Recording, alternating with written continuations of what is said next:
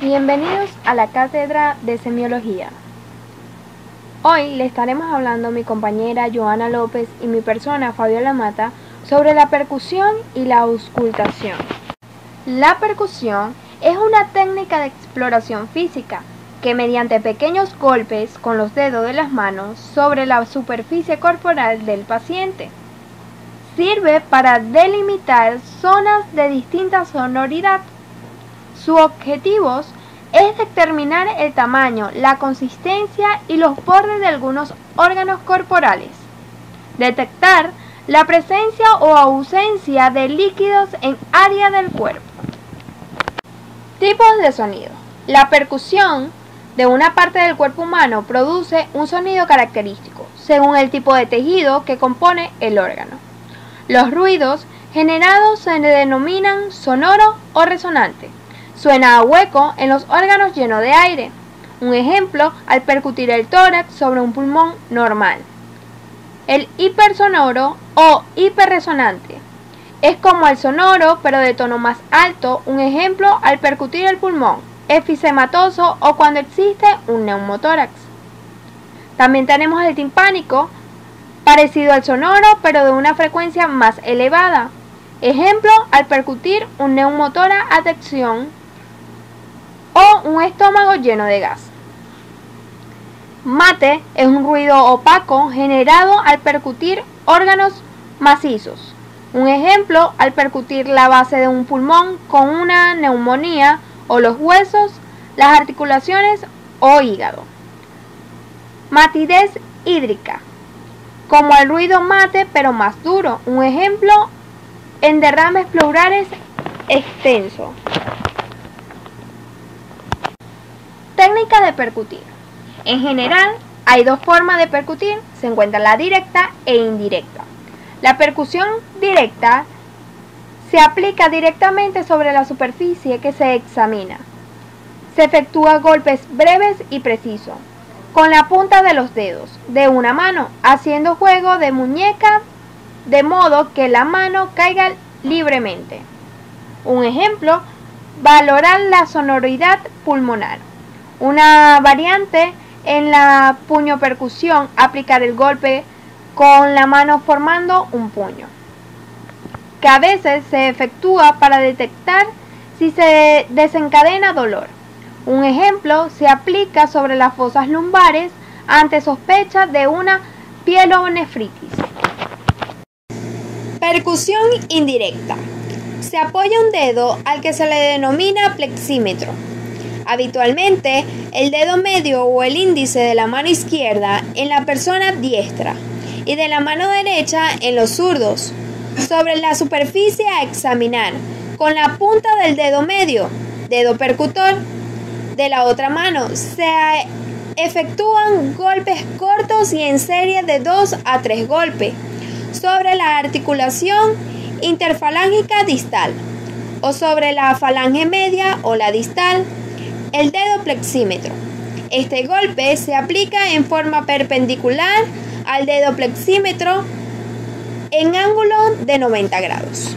La auscultación consiste en escuchar de manera directa o por medio de instrumentos como el estetoscopio el área torácica o del abdomen para valorar los sonidos normales o patológicos producidos en los órganos, la contracción cardíaca, soplos cardíacos, peristaltismo intestinal, sonidos pulmonares. Los ruidos más comunes encontrados a nivel patológico son roncus, crepitantes, sibilancia y estertores. Forma de auscultación. Existen 3 maneras principales de auscultar a un paciente.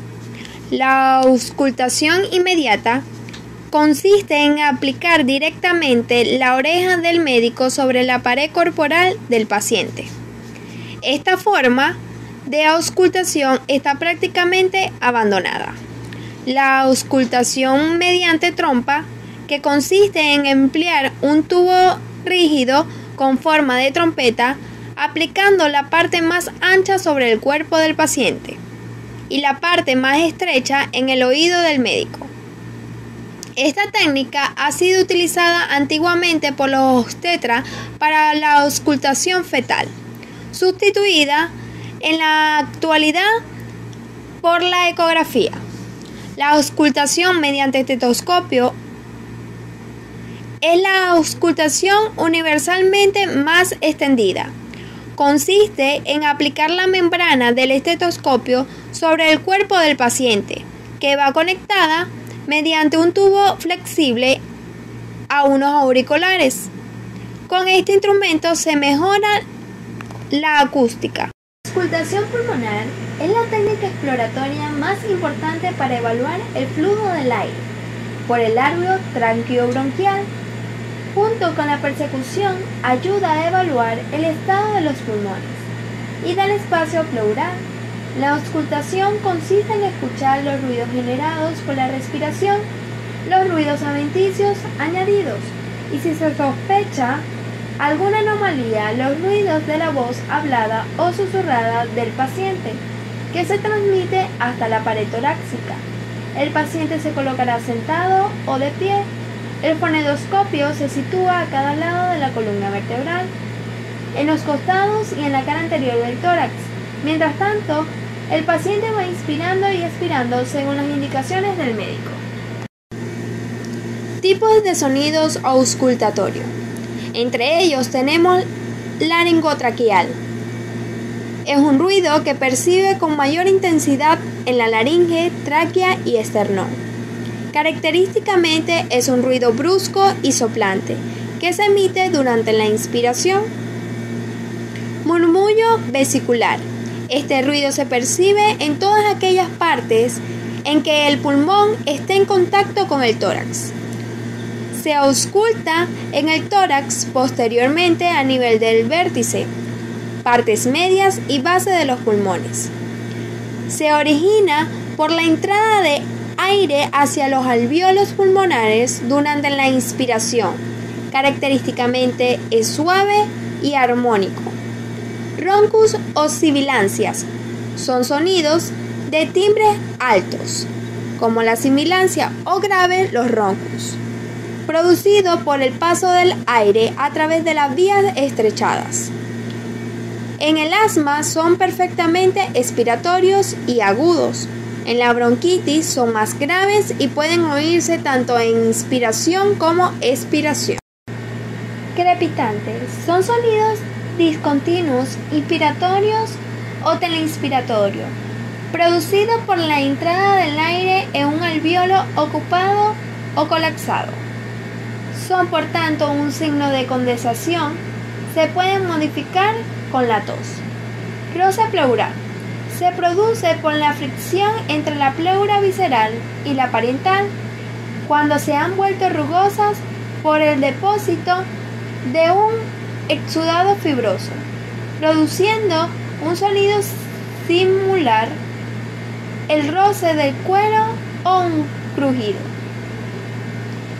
Es muy similar a los crepitantes, pero se diferencia de ellos porque el roce tiene un componente inspiratorio y otro expiratorio. Sonidos vocales. Los sonidos vocales se transmiten desde la laringe hasta la pared torácica, a semejanza de los ruidos respiratorios. Una disminución de la transmisión de las vibraciones vocales se encuentra en el derrame pleural, el neumotórax y en la obstrucción de un bronquio grueso, llamado atelectasia, mientras que en la condensación adquieren un tono agudo, broncofonía, y la voz susurrada se ausculta mucho mejor con el fonendoscopio. Petoriloquia afona. Auscultación cardíaca. El fonendoscopio se coloca en unos puntos determinados en la cara anterolateral izquierda del tórax para escuchar los sonidos cardíacos, mientras el paciente sentado inspira, expira y mantiene el aliento, siguiendo las indicaciones del médico. Con la auscultación cardíaca se oyen Los latidos cardíacos y los soplos se pueden indicar un trastorno de las válvulas cardíacas. Auscultación digestiva.